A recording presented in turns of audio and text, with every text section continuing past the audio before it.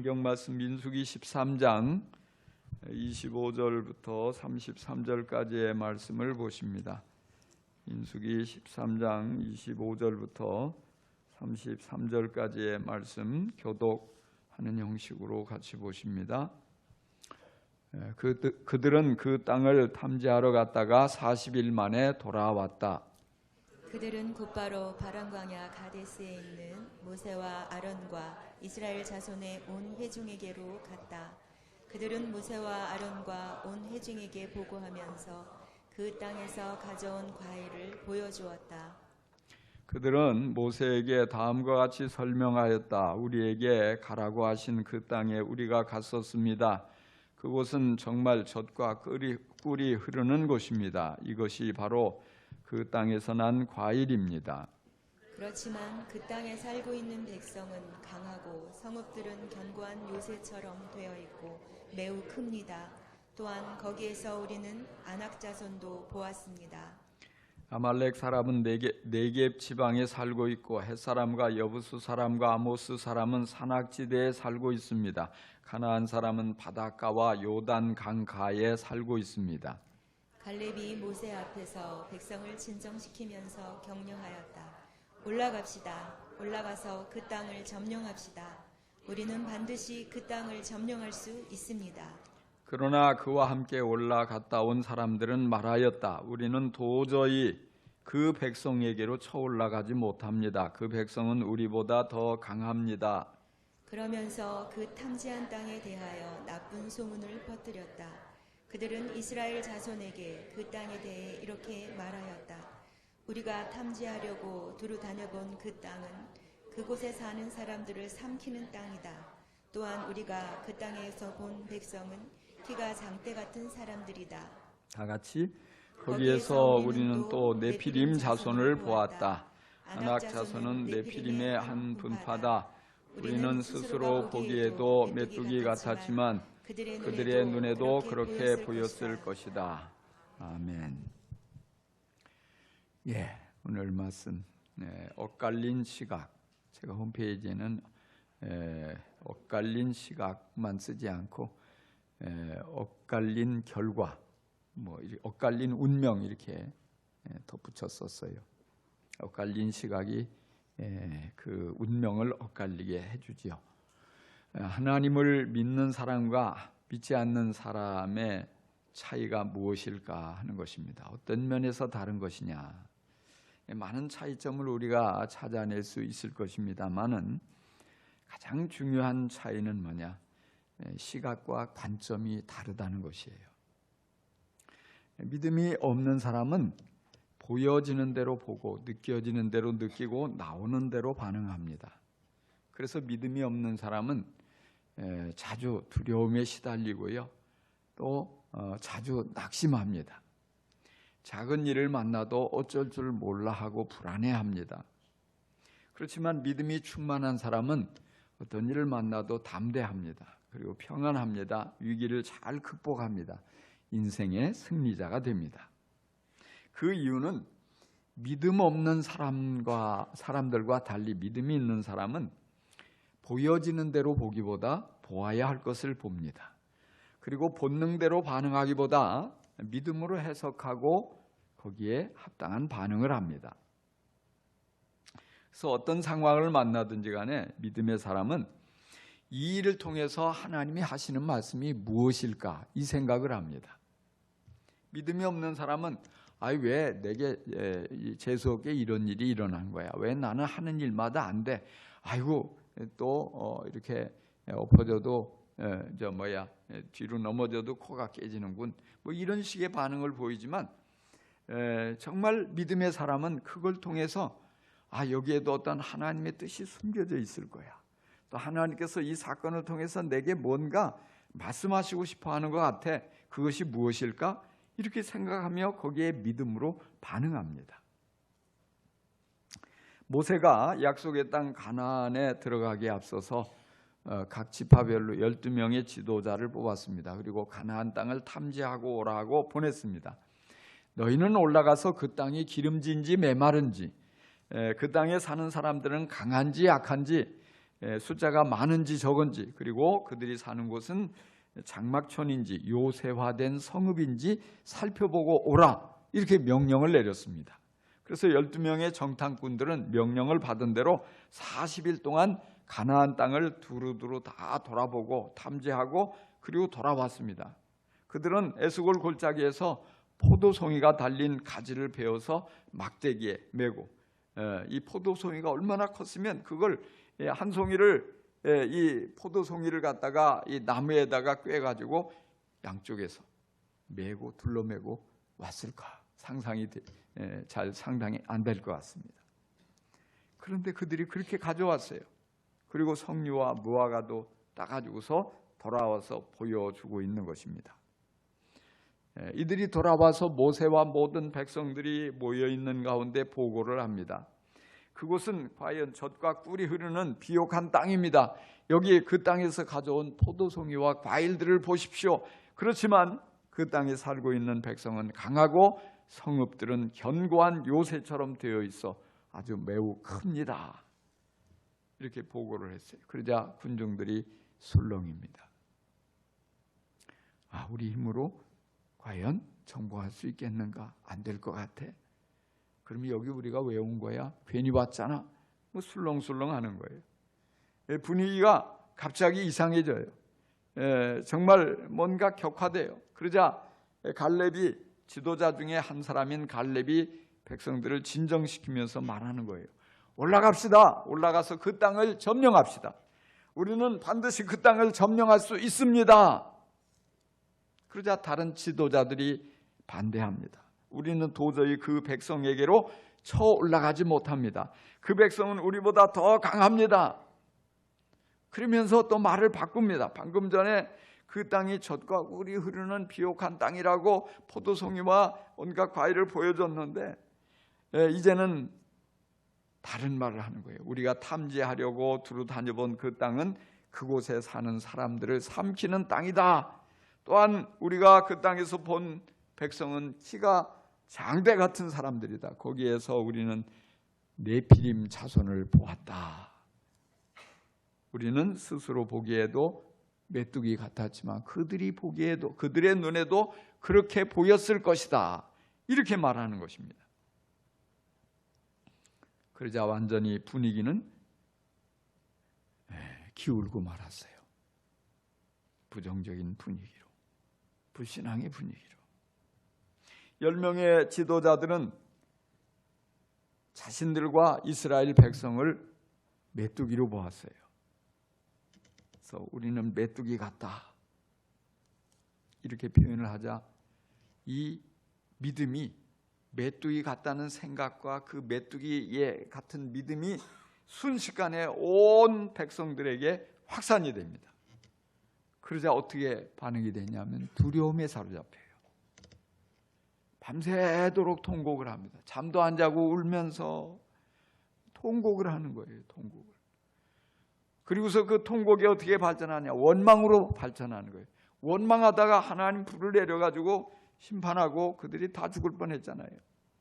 그게 얼마 지나지 않았는데 다시금 하나님을 원망하는 거예요. 모세를, 지도자를 원망하는 거예요. 왜 우리를 이끌고 와가지고 여기에서 죽게 하느냐?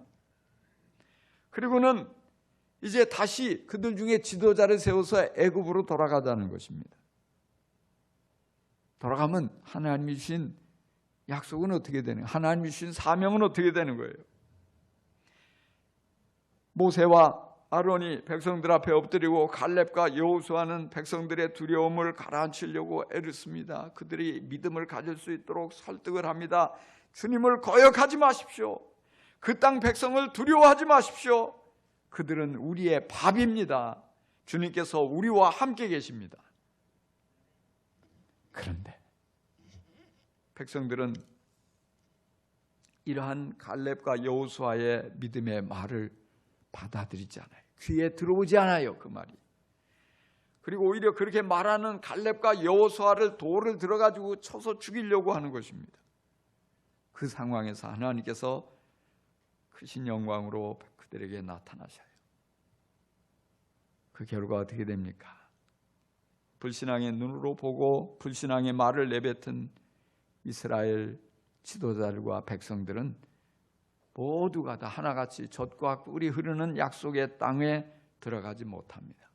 40년을 광야에서 헤매다가 모두가 다 죽고 말았습니다.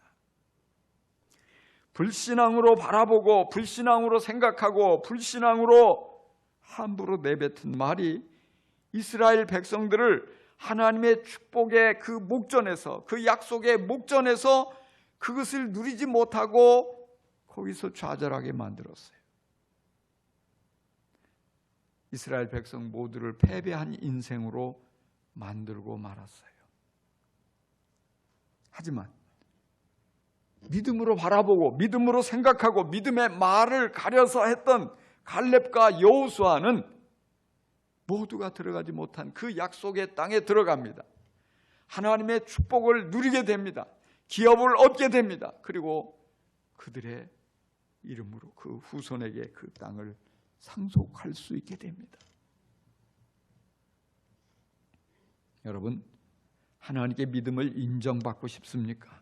하늘 복을 풍성히 받아 누리고 싶습니까? 그러려면 보여지는 것만 보지 말고 믿음의 눈으로 바라볼 수 있기를 바랍니다. 여러분, 인생을 살면서 하나님이 주신 사명을 성취하며 살아가고 싶습니까? 그렇다면, 그렇게 하기를 원하신다면 느껴지는 대로 그냥 생각하지 말고 믿음으로 해석하며 생각할 수 있기를 바랍니다. 여러분, 날마다 세상과의 싸움에서, 사단과의 싸움에서 패배하지 않고 승리하고 싶습니까?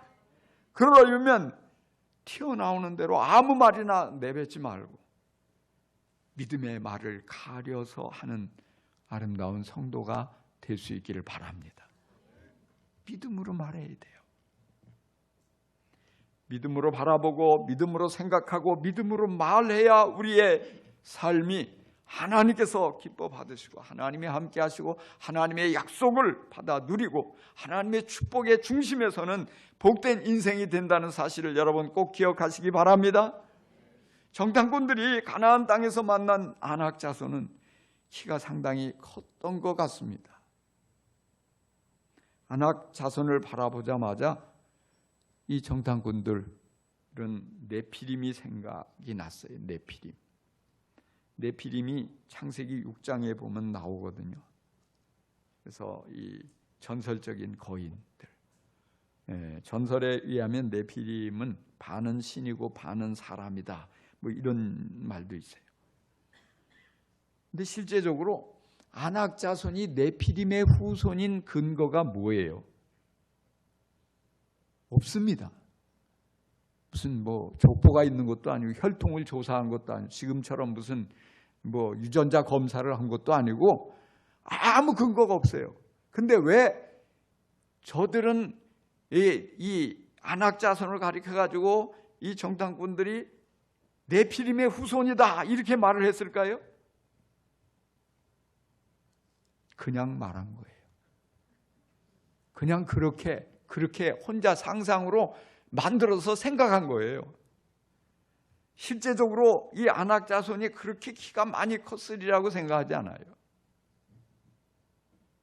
그냥 불신앙의 눈으로 보니까 네피림을 보는 것처럼 자기들이 네피림을 본 적도 없어요.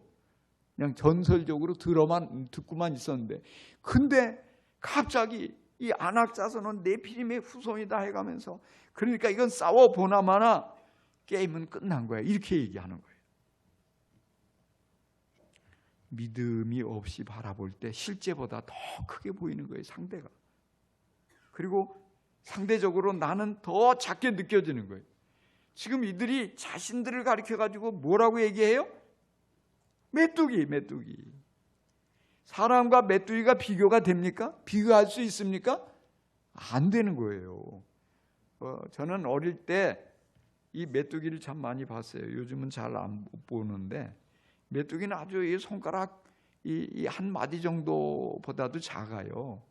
날아다니고 이제 논에 가면 그 메뚜기 잡으면 어린아이도 쉽게 잡을 수 있어요. 그래서 옛날에는 간식거리가 없어서 이거 잡아다가 구워 먹으면 고소했거든요. 그런 메뚜기 세상에나 그들이 누구예요? 하나님께서 세상의 모든 민족 중에 장자 민족으로 선택을 했잖아요. 왜? 너희들을 통해서 온 세계 만민을 구원하겠다. 하나님이 선택한 특별한 민족이에요. 하나님이 섭리 가운데 그 강력한 나라 이집트, 그야말로 거기에서 칼 한 자루 없이 말이죠, 이기고 그 바로의 그 모든 그 권세에서 벗어나 가지고 이런 하나님의 능력을 경험하면서 광야를 지나온 특별한 백성이에요. 어떻게 감히 메뚜기와 비교를 하는 거예요? 그렇게 스스로를 이렇게, 이거는 겸손이 아니에요. 열등감이에요. 자기 비하예요. 그렇게 바라보는 그 마음 가운데는 하나님이 역사할 수 있는, 하나님이 자리 잡을 수 있는 공간이 남아있지 않아요. 이게 무서운 거예요. 이 불신은 영적인 질병입니다. 질병 중에서도 전염병이에요. 아주 무섭게 확산돼 가요. 불신에 사로잡히면 늘 자신에 대해서 부정적인 태도를 취하게 됩니다. 그리고 불신에 사로잡히면 무엇보다도 하나님이 보이지 않아요. 그래서 뭐냐? 패배주의적인 생각에 사로잡히는 거예요. 시도해 보지도 않고서 실패해요. 싸워 보지도 않고 패배하는 것입니다. 이게 참 얼마나 안타까운 일이에요. 근데 우리의 인생에 이런 일들이 많잖아요. 왜요? 열등감에 사로잡혔어. 하나님이 좋은 기회를 주셨는데 해보지도 않고 도망가려고 하는 거예요. 오늘 많은 사람이요, 자신을 둘러싸고 있는 이 환경을 두려움의 눈으로만 바라보는 거예요. 그래서 늘 두려워 떨고 있어요. 불안해하고 있어요. 걱정만 아주 그냥 점점 눈덩이처럼 커지는 거예요. 별것 아닌데, 기회인데, 하나님께서 복을 주시려고 지금 기회를 열어주셨는데 그냥 믿음으로 한 발만 내딛으면 하나님이 일하시고 그 모든 것들이 다 완전히 내 앞에서 항복하고 다 도망갈 텐데 미리 겁을 먹고 한 발도 못 떼고 있다는 게 얼마나 안타까워요.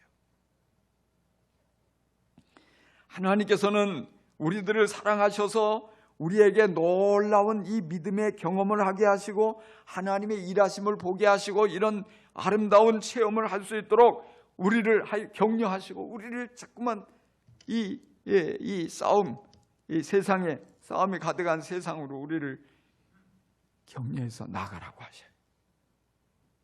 그런데 믿음이 없으니까 하나님을 믿지 못하는 거예요. 이 불신의 바이러스에 감염이 돼서 하나님이 주신 좋은 기회를 스스로 걷어차 버리는 사람들이 얼마나 많은지 몰라요. 여러분, 자신을 절대로 무가치한 사람이다, 못난 사람이다, 무기력한 사람이다 이렇게 여기지 마시기 바랍니다. 다른 사람이 혹 여러분을 깔보고 함부로 대하고 함부로 말하고 무시하고 그런다 할지라도 여러분은 여러분 자신을 절대 같이 무시하지 말기를 바랍니다. 왜요? 하나님이 함께 계시는데 내가 무시받을 존재가 아니에요. 두려움이 여러분을 공격할 때, 또 정말로 실패할 것이다 하는 생각이 밀려올 때, 자신이 없다는 생각이 여러분의 앞을 가로막을 때 여러분 스스로에게 말하세요. 선포하세요. 넌 절대 메뚜기가 아니야. 너는 하나님이 중요하게 여기시는 하나님의 자녀야. 보통 자녀가 아니고 사랑받는 자녀야. 여러분 그렇게 자꾸 스스로에게 선포할 수 있기를 간절히 축원합니다. 자꾸 반복해서 우리는 거울을 보고 너 메뚜기 아니야. 너 하나님의 사랑받는 자녀야. 하나님이 너와 함께 계셔. 하나님이 너를 사용하셔서 크고 놀라운 일을 이루실 거야. 자꾸 외치셔야 돼요.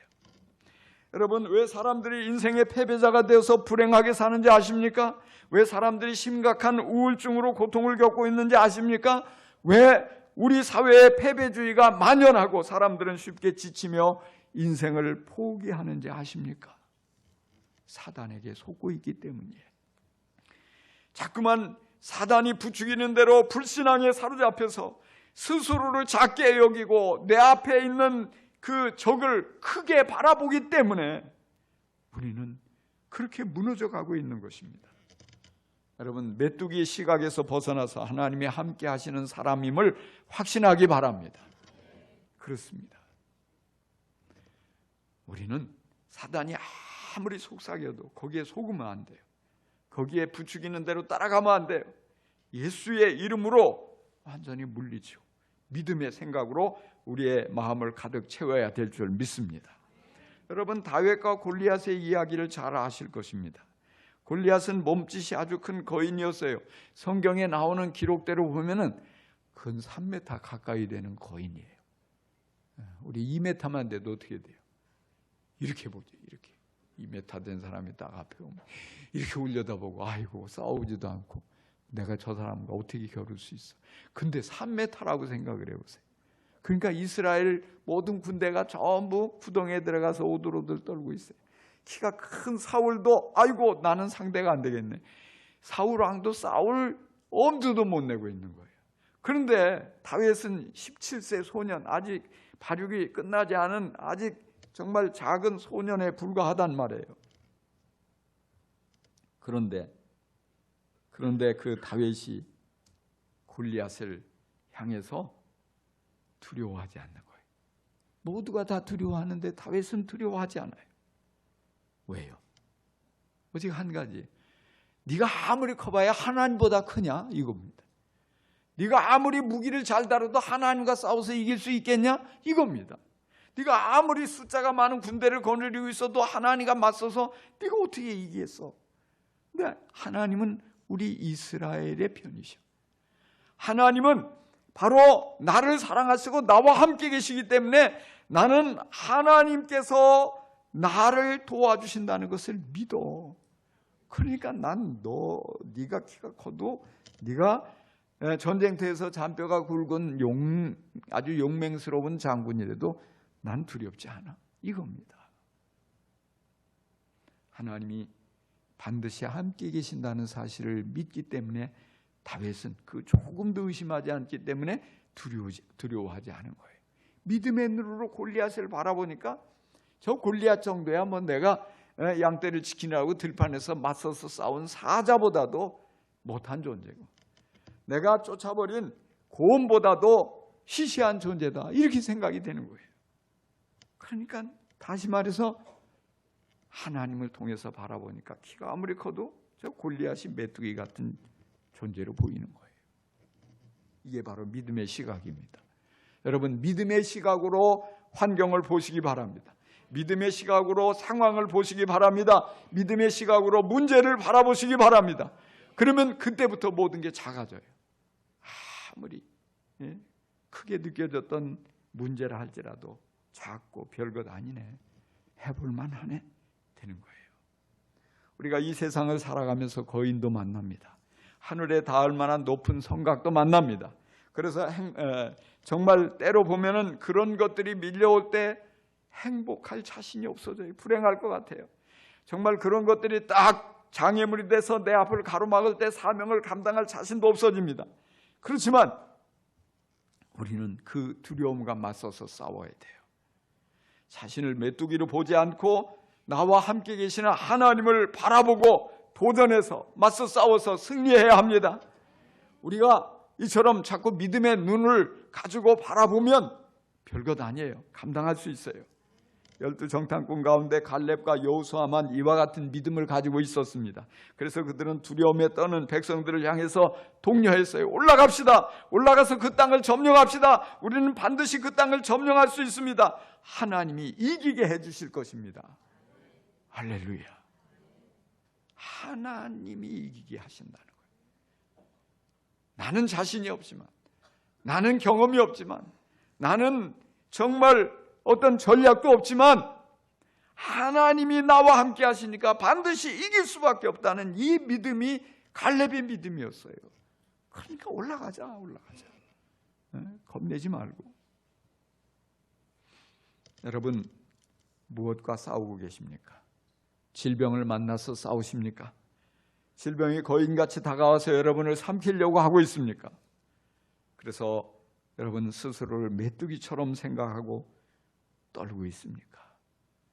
여러분, 질병이 메뚜기입니다. 여러분이 메뚜기가 아니에요. 여러분, 불황을 만나서 사업이 위기에 처해 있습니까? 스스로를 메뚜기라고 생각하지 말고 여러분을 위태롭게 하는 문제를 메뚜기라고 여길 수 있기를 바랍니다. 여러분, 사명을 감당하다 실패를 만났습니까? 시험을 만났습니까? 무엇을 만났든지 간에 여러분, 자신을 메뚜기라고 여기지 마세요. 메뚜기라고 말하지도 마세요. 우리 하나님이 어떤 크고 어려운 문제보다 더 크신 분이십니다. 여러분을 삼키려는 어떤 적보다도 여러분은 크고 강하고 또 반드시 이길 수밖에 없습니다. 하나님께서 여러분과 함께 계시기 때문입니다. 하나님께서 여러분과 함께 싸우시기 때문입니다. 그래서 반드시 이깁니다. 여러분 모두가 믿음으로 맞설 수 있기를 바랍니다. 문제를 만날 때, 위기를 만날 때, 어려움을 만날 때 항상 믿음의 눈을 크게 뜨고 바라볼 수 있기를 바랍니다. 그 문제 뒤편에 서 계시는 하나님을 볼 수 있기 바랍니다. 하나님께서 여러분을 응원하고 계십니다. 여러분에게 힘을 더해 주십니다. 능력을 더해 주십니다. 죽음의 권세까지도 싸워서 이기신 부활의 능력이 여러분과 함께 있음을 의심하지 말고 굳건하게 믿음으로 바라보면서 언제나 날마다 크고 아름다운 싸움에 승리자가 될 수 있기를 주의 이름으로 간절히 축원합니다. 축복합니다. 기도하십시다.